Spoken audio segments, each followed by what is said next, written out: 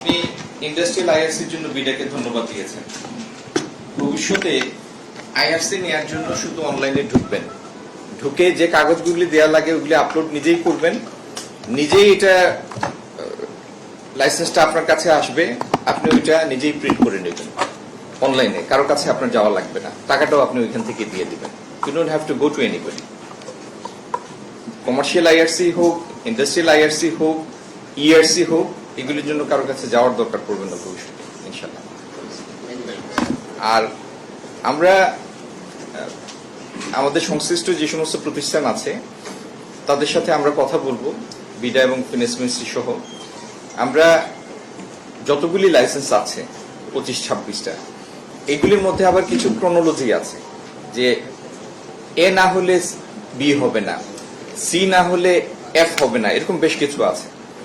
তো আমরা will try to reach A point যেখানে আপন demand provisional certificate will be issued, এবং এটার উপর বেস করে আপনি কাজ চালিয়ে যেতে পারবেন। একটা সার্টেন টাইমের মধ্যে আপনি পার্মানেন্ট ক্লিয়ারেন্সের জন্য যাবেন, কিন্তু কাজ আটকাবে না ইনশাআল্লাহ। বুঝতে পারছেন কথাটা?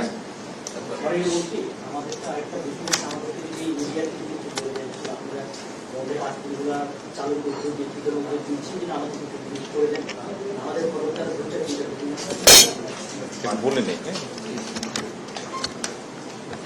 বিসমিল্লাহির রহমানির রহিম।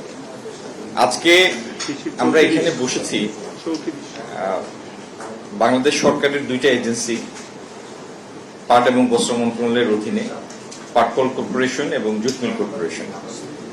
এই দুইটার হাতে যে কয়েকটি পাটকল এবং বস্ত্রকল আছে, যেগুলি ইতিমধ্যে প্রাইভেট সেক্টরের উদ্যোক্তা বিনিয়োগকারীরা বিনিয়োগ করেছেন, সেগুলির অবস্থাটা কি, যেগুলি প্রক্রিয়াধীন আছে নতুন বিনিয়োগের জন্য সেগুলির অবস্থা কি, এবং আমাদের হাতে বাকি যেগুলি আছে সেগুলি আমরা আগামী কতদিনে কি অবস্থায় সেগুলিতে বিনিয়োগ আকর্ষণ করে কর্মসংস্থান সৃষ্টি করতে পারবো, এই বিষয়গুলির একটি আলোচনা করার জন্য, রিভিউ করার জন্য আজকে আমরা বসেছি। আমার সাথে আছেন মাননীয় প্রতিমন্ত্রী মহোদয় জনাব শরীফুল আলম, আছেন বিডার চেয়ারম্যান আমাদের আশিক চৌধুরী, এবং আমাদের সচিব পাট ও বস্ত্র মন্ত্রণালয় আছেন, আমাদের পাটকল এবং বস্ত্রকল মানে বিটিএমসি এবং বিজিএমসির দুজন চেয়ারম্যান এবং অন্যান্য সরকারি কর্মকর্তাবৃন্দ। তো আমরা আমাদের আলাপের অনেকখানি তো আপনারা নিজেরাই শুনেছেন যে কতগুলি আমাদের প্রাইভেট সেক্টরের কাছে আছে। আমাদের যারা পরিচালনা করছেন বিনিয়োগকারীরা, তাদের মুখেই আপনারা শুনেছেন তারা কি পরিমাণ বিনিয়োগ করেছেন, কি পরিমাণ কর্মসংস্থান সৃষ্টি করেছেন, তাদের টার্নওভার কি, তাদের প্রজেক্টের টার্নওভার কি, ইত্যাদি ইত্যাদি। আর কয়েকটি প্রক্রিয়াধীন আছে, আরো 6টি মিল আমরা আশা করছি এই বছরের মধ্যেই, এই ডিসেম্বরের মধ্যেই আমরা প্রাইভেট সেক্টরের কাছে হস্তান্তর করতে পারবো। এবং প্রতিটিতেই আমাদের প্রত্যাশা হচ্ছে, প্রত্যাশা শুধু না, প্রজেকশন যেটার উপরে আমরা দিচ্ছি, প্রত্যেকটাতেই 1000-এর বেশি কর্মসংস্থান সৃষ্টি হবে, নতুন বিনিয়োগ আসবে। 200 কোটি থেকে 500 কোটি টাকা পর্যন্ত মিল ভেদে আমাদের কাছে বিনিয়োগের এস্টিমেট করা আছে, প্রজেকশন আছে।